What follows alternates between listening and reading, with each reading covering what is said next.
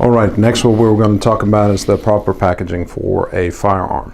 A few things to keep in mind when it comes to firearms. All firearms that come into property evidence must be unloaded and made safe.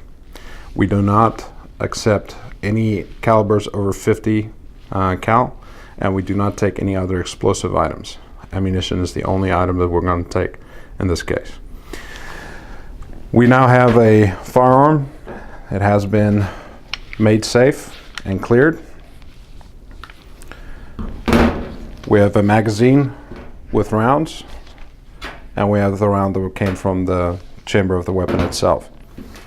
For proper documentation, we would have to remove all the rounds from the magazine to make sure we have an accurate count. In this case, we're going to have an count of 17. We approved the count right before the filming, and then our 18 for our last round.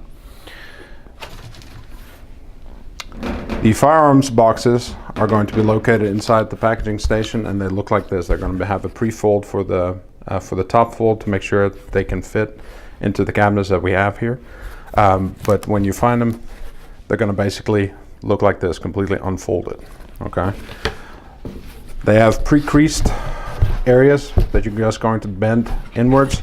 Anytime that you have a brown fold, the brown folds are always going to be inside. White fold is always going to be on the outside. So in this case, we're going to start folding. This is going to be the edges for your bottom.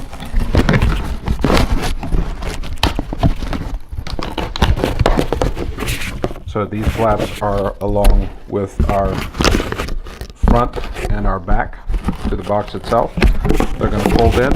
This bottom lip is going to have two lips that folds completely over and then folds into these holes at the bottom. You can see the holes at the top here where the other side is going to go.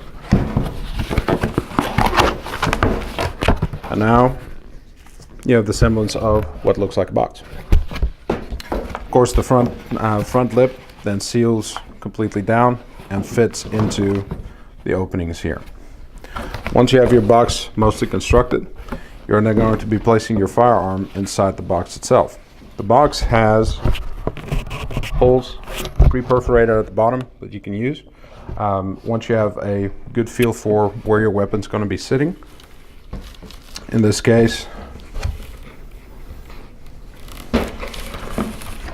in a format quite similar to this, we're going to then use zip ties to go through the holes and then fix the weapon to the box itself. Remember also, when the weapon has been cleared, it needs to have been run through GCIC and NCIC to make sure it has no wands. In order to make sure that if that has not been done or if it's been skipped, we always want to make sure that the serial number for the weapon is going to be shown on the outside or where you're going to be packaging it. So if you have a serial number on the side of the weapon, you always want to have that side facing up. So I have now perforated the holes to where I want to have my weapon fixed. So in this case, we're going to then use our zip ties to feed them through the holes. So now we have our weapon inside. I'm going to make sure we have our zip tie started and have it fixed to the bottom. We're going to run a second zip tie to the front to make sure that the weapon stays in place, because this one's not going to be sufficient enough for that.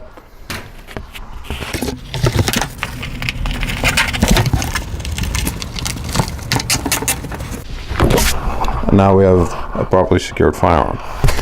If you have additional ammunition or the magazine itself, the magazine can be fitted either loosely inside the weapon if the weapon does not have any type of forensic value, i.e. if you do not have any type of gunshot residue that needs to be examined or any type of DNA evidence. Any loose items will knock against the weapon itself and possibly loosen these items. In that case, you can also use zip ties to fix these inside the box, or you can package these separately into the yellow envelopes provided. In this case also, you would have to empty out the magazine itself, make sure that you have an accurate count of the ammunition itself, and then notate that there are Hornady rounds, 9mm, or whatever ammunition that you're getting.